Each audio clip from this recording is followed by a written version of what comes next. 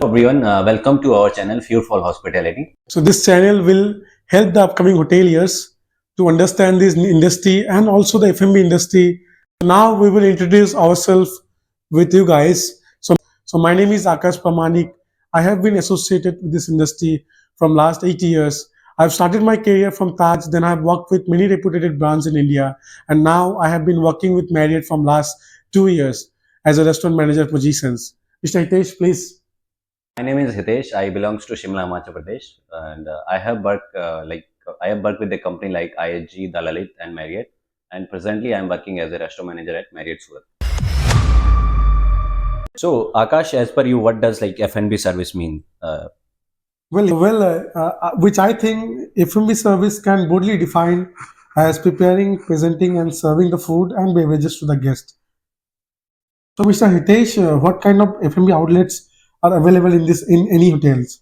So, Akash, in F&B, there is like different types of outlets, which includes banquet is there. In banquet, there is like different conferences there. If someone wants to do like 15 or 20 packs, apart from that, lawns, some courtyard kind of things are there. And if someone wants to ODC, then it comes outdoor catering, which comes under banquet only. So, apart from that, if we'll go to like restaurants, so all day dining restaurant which operate 24 by 7. Apart from that, some cafes and lounge and specialty restaurants are there. So, and also if someone wants to have private dinner in room, then like in hotels they have like in room dining is also there. So that's all the outlets in every hotels have. What are the hierarchies are in F&B service like? Okay, so basically F&B has a vast hierarchy in this particular department. So the start when you're starting your career, that's called GSA, which is Guest Service Associate. Then when you are serving almost 1 year or 2 years on this particular position, you are entitled to become a team leader. After that, you can become executive. Then it's assistant restaurant manager or maybe assistant banquet manager, depend on the assistant manager. Then we have restaurant manager or banquet manager. Then there is position called assistant food and beverage manager.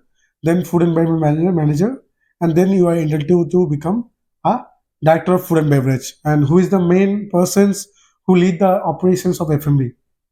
So, So what are the key skills is needed by to a F&B service persons to succeed in this field?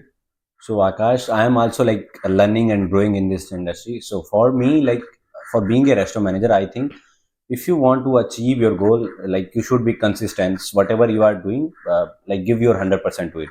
And apart from that, honesty should be there. So like, don't think that he is doing good, that's jealous and all from the another people and all.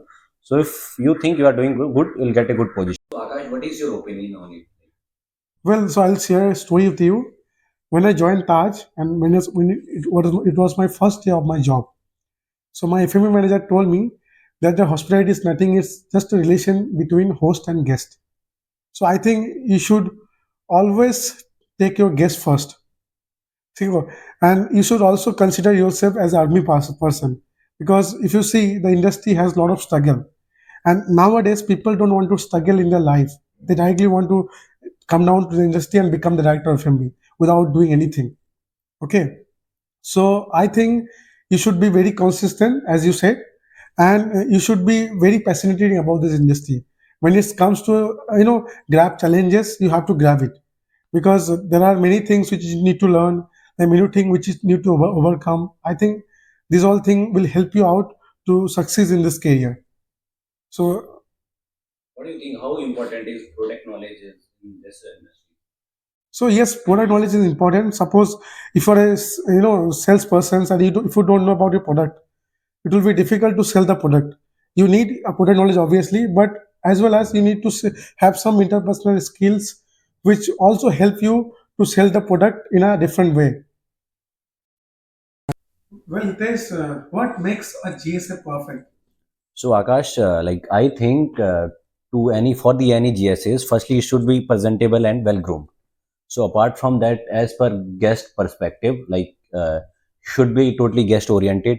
And if it comes to in revenues, then also like you should focus on the upselling and all, so that can generate the good amount of revenue as well. And It is you said that associates should be guest oriented. So how a guest expectation can be exceed? Gosh, I think to make any guest experience memorable, firstly we need to focus on the like from the first day only. When the guest checked in, like if he dined at any restaurant, so we need to focus from the particular day only. Like at least we should know his like if you are the section holder, being a GSA, if you are the section holder, you should know his name, his room number, what's his plan for tomorrow. So you can share like local area knowledge with him, so that he will also know your name.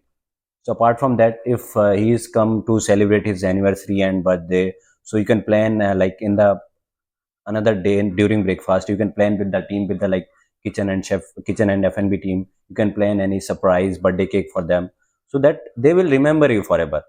Like you have done something different, which is like beyond their expectation. So that can make any guest experience memorable. So if you can tell something about how like any GSA can generate the like revenue from the particular table, if he wants to generate like good revenue, so like what all the steps he needs to do and he needs to follow for that. It's a very good question, Hitesh. When it comes to generating extra revenue from a particular tables, so the GSA should know what the guest expectation is. Suppose if I am a GSA, I'm going to attend a table, I should know the criteria of the guest. Suppose the guest came to dine with us and he want to consume only main course. But instead of selling main course, you should always focus to sell some soup, either some starters, so which will create some extra revenue from the particular table, which called upselling. Means upselling is very important when you're selling something extra beyond from the guest expectation. That's called upselling. So that's actually required to increase the revenue in particular tables. Also, you can offer some desserts to the guest, which will also help to generate some extra revenue. This kind of small steps help to generate some extra revenue from particular tables.